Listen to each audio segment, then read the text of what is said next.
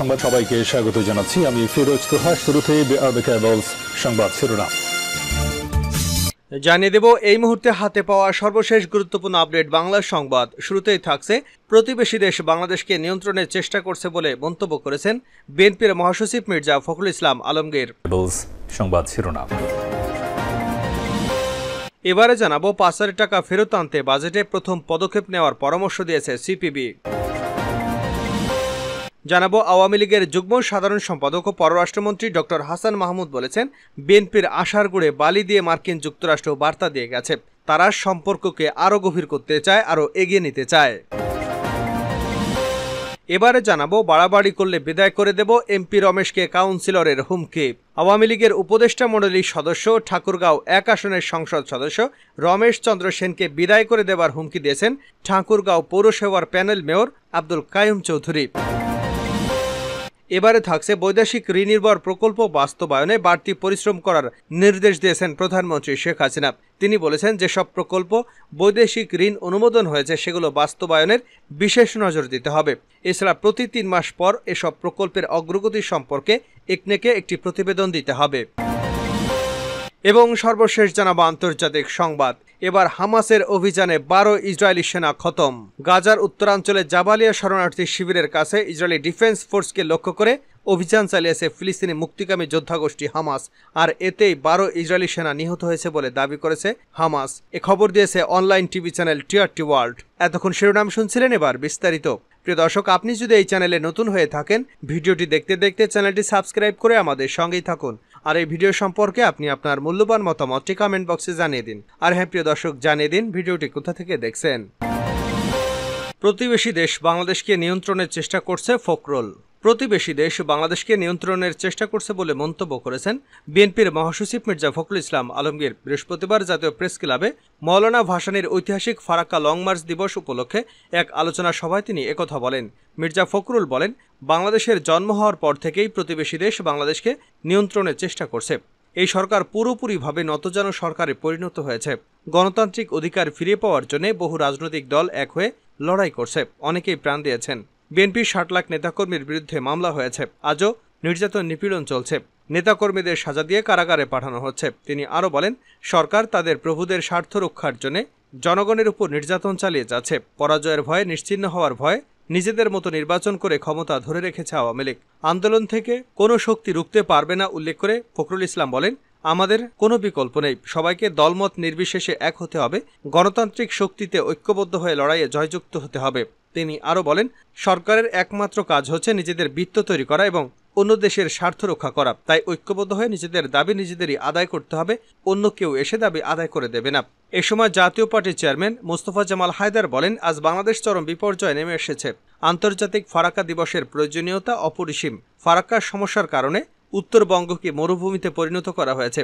গণতন্ত্র মঞ্চের শীর্ষ নেতা ও নাগরিক ঐক্যের সভাপতি মাহমুদুর রহমান মান্না বলেন, নির্বাচনের নামে এবার 420 হয়ে গেছে, সরকার বেশি দিন টিকতে পারবে না, সরকার নড়বড়ে অবস্থায়, রিজার্ভ নেই, দেশ বিক্রি হওয়ার অবস্থায় চলে গেছে। আমাদের অধিকার প্রতিষ্ঠায় সবাইকে ঐক্যবদ্ধ হতে হবে, আবেগ দিয়ে নয়, কর্মসূচি দিয়ে, যুক্তি দিয়ে মানুষকে রাজপথে এক করতে হবে। পাচারের টাকা ফেরত আনতে বাজেটে প্রথম পদক্ষেপ নেওয়ার পরামর্শ সিপিবির।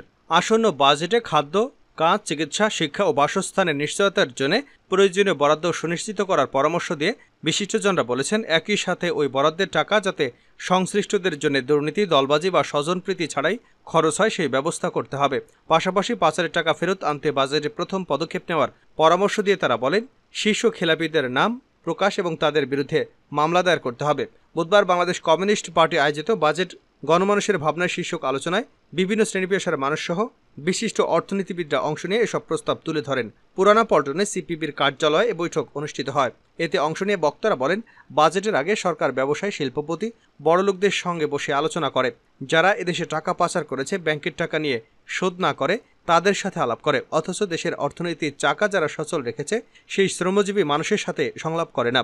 অধ্যাপক এস এম আকাশ বলেন, বাজেট যেহেতু সরকারের সামষ্টিক আয় ব্যয়ের হিসাব, সেজন্য বাজেটে অর্থনৈতিক বাস্তবতা, সরকারের শ্রেণীগত পক্ষপাতিত্ব, উন্নয়ন দর্শনের গতিমুখের একটি প্রতিফলন অনিবার্যভাবে প্রতিফলিত হয়। তিনি বলেন, এবারের বাজেটে দুটি সংকট প্রধান: বাংলাদেশের ন্যায্য মূল্যের বৃদ্ধির হার অস্বাভাবিকভাবে উঁচু এবং ডলারের ক্রমবর্ধমান মূল্যবৃদ্ধির সমস্যা। তিনি বলেন, বর্তমানে খেলাপি ঋণ এবং টাকা পাচারকারীরা ক্ষমতার কাঠামোয় যেরকম শক্তিশালী অবস্থানে পৌঁছে গেছেন, তাতে তাদের ট্যাক্সের আওতায় না আনা গেলে সরকারি বাজেটের আয় দিয়ে ব্যয় সংকুলন করা যাবে না, বিদেশি মুদ্রার রিজার্ভও পুনরুদ্ধার করা সম্ভব হবে না। বিএনপির আশার গুড়ে বালি দিয়ে বার্তা দিয়ে গেছে যুক্তরাষ্ট্র। আওয়ামী লীগের যুগ্ম সাধারণ সম্পাদক ও পররাষ্ট্রমন্ত্রী ডক্টর হাসান মাহমুদ বলেছেন, বিএনপির আশার গুড়ে বালি দিয়ে মার্কিন যুক্তরাষ্ট্র বার্তা দিয়ে গেছে। তারা সম্পর্ককে আরও গভীর করতে চায়, আরও এগিয়ে নিতে চায়। বৃহস্পতিবার জাতীয় প্রেস ক্লাবে মৌলানা মোহাম্মদ আকরাম কা হলে প্রধানমন্ত্রী শেখ হাসিনার স্বদেশ প্রত্যাবর্তন 1981 উপলক্ষে আয়োজিত আলোচনা সভায় তিনি এসব কথা বলেন। সভার আয়োজন করে বাংলাদেশ মুফস্বল সাংবাদিক সোসাইটি ও সাপ্তাহিক জয় বাংলা। ডক্টর হাসান মাহমুদ বলেন, আজকে দেশ এগিয়ে যাচ্ছে, অথচ বিএনপি নেতারা কোনো কিছুই দেখতে পায় না। বুধবার মার্কিন যুক্তরাষ্ট্রের এই অঞ্চলের দায়িত্বপ্রাপ্ত সহকারী পররাষ্ট্রমন্ত্রী ঘুরে যাওয়ার পর তাদের মাথা খারাপ হয়ে গেছে। ওনারা আশা করেছিলেন কি না কি বলে, অনেক চেষ্টাও করেছিলেন দেখা সাক্ষাৎ করবার জন্য, কিন্তু তাদের আশার গুড়ে বালি দিয়ে মার্কিন যুক্তরাষ্ট্র বার্তা দিয়ে গেছে তারা সম্পর্ককে আরও গভীর করতে চায়, সম্পর্ককে আরও এগিয়ে নিতে চায়। আমরাও সম্পর্ককে এগিয়ে নিতে চাই, এজন্য বিএনপি নেতাদের মাথা খারাপ, এখন তারা নানা ধরনের কথা বলছে। আওয়ামী লীগের যুগ্ম সাধারণ সম্পাদক বলেন, আসলে বিএনপি এখন খেই হারিয়ে ফেলেছে। আগে দেখতাম দু একজন নেতা খেই হারায়, গয়েশের বাবু খেই হারায়, যুগ্ম সাধারণ সম্পাদক রুহুল কবির রিজভী, এখন দেখি সিনিয়র নেতারাও আবোল তাবোল বলে খেই হারিয়ে ফেলেছে। আসলে কেউ যখন আশার আলো দেখে না, তখন তারা খেই হারিয়ে ফেলে। তো বিএনপির অবস্থা সেটি হচ্ছে, বিএনপির জন্য আকাশটা ছোট হয়ে আসছে। মন্তব্য করে পররাষ্ট্রমন্ত্রী বলেন, বিএনপিকে আমি অনুরোধ জানাবো, আপনারা যে বিদেশি ষড়যন্ত্র করছেন, সেই ষড়যন্ত্র করে কোনো লাভ হয়নি, এবং আপনারা দেশ বিরোধী ষড়যন্ত্র করে নির্বাচন থেকে বাইরে থাকার যে পথ অনুসরণ করছেন, তাতে করে বিএনপির জন্য আকাশটা ছোট হয়ে আসছে। তাহলে একসময় বিএনপি হাওয়ায় মিলিয়ে যাবে। আমরা চাই না বিএনপি আরও দুর্বল হোক। পররাষ্ট্রমন্ত্রী বলেন, আমরা চাই বিএনপি আরও শক্তিশালী হোক, শক্তিশালী বিরোধী দলের দায়িত্বশীল ভূমিকা পালন করুক। কারণ গণতন্ত্র সংহত করতে হলে শক্তিশালী বিরোধী দলের প্রয়োজন। তারা সেই দায়িত্ব পালন করুক, আমরা সেটিই চাই। বাড়াবাড়ি করলে বিদায় করে দেব, এমপি রমেশকে কাউন্সিলরের হুমকি। বেশি বাড়াবাড়ি করবে না, ঠাকুরগাঁয়ে আপনার ঠাঁই হবে না। ওই রমেশ সেনকে রুহিয়া থেকে টিটু দত্ত ঠাকুরগাঁয়ে নিয়ে এসেছেন। আমরা বিদায় করে দেব। আওয়ামী লীগের উপদেষ্টা মণ্ডলীর সদস্য ও ঠাকুরগাঁও 1 আসনের সংসদ সদস্য রমেশ চন্দ্র সেনকে বিদায় করে দেওয়ার হুমকি দিয়েছেন ঠাকুরগাঁও পৌরসভা প্যানেল মেয়র আব্দুল কাইয়ুম চৌধুরী। মঙ্গলবার রাতে ঠাকুরগাঁও সদর উপজেলা নির্বাচনে চেয়ারম্যান প্রার্থী অ্যাডভোকেট অরুণাংশ দত্ত টিটুর পক্ষে এক প্রচারণী সভা হয়। সভায় বক্তব্য দেওয়ার সময় কাউন্সিলর আব্দুল কাইয়ুম চৌধুরী এমপি রমেশ চন্দ্র সেনকে এ হুমকি দেন। তার দেওয়া 14 সেকেন্ডের এই ভিডিওটি সামাজিক যোগাযোগ মাধ্যম ফেসবুকে ভাইরাল হয়েছে। অভিযোগের বিষয়ে ওয়ার্ড আওয়ামী লীগের সাধারণ সম্পাদক ও কাউন্সিলর আব্দুল কাইয়ুম চৌধুরী বলেন, মনের ক্ষোভ থেকেই আমি কথা বলেছি। তিনি যেভাবে পক্ষপাতিত্ব করছেন তা মোটেও কাম্য নয়।